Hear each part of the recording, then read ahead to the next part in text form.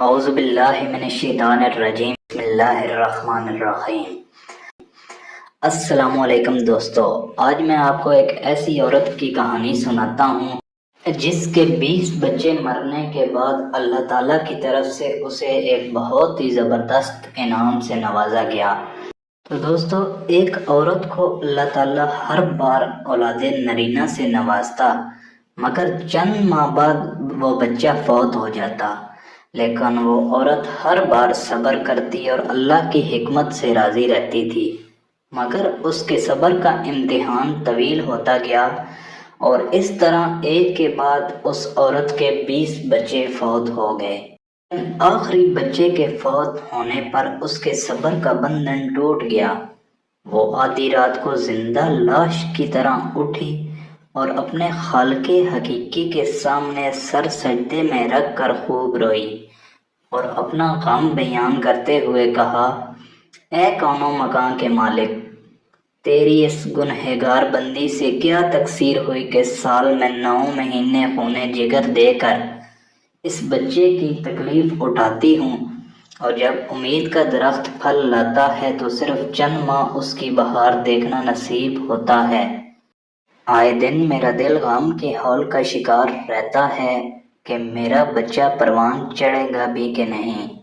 اے دکھی دلوں کے بھید جاننے والے، مجھ بے نوا پر اپنا لطف و کرم فرما دے۔ روتے روتے اسے اونگ آ گئی۔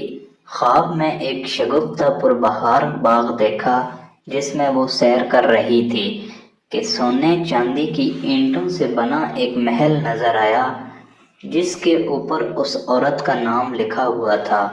باغات اور تجلیات دیکھ کر وہ عورت خوشی سے بے خود ہو گئی۔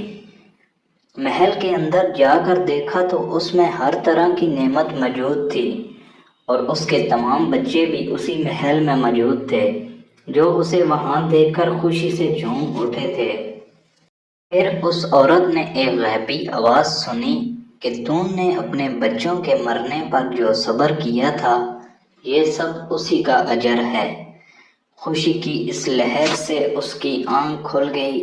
جب وہ خواب سے بیدار ہوئی تو اس کا سارا ملال جاتا رہا اور اس نے بھیگی ہوئی آنکھوں سے عرض کی، یا الہی، اب اگر تو اس سے بھی زیادہ میرا خون بہا دے تو میں راضی ہوں۔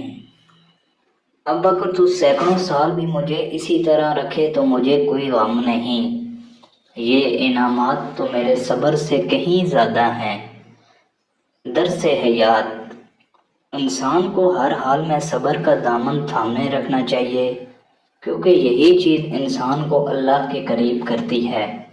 حکایت نمبر 63، مترجم کتاب حکایات رومی از حضرت مولانا جلال الدین رومی رحمۃ اللہ علیہ۔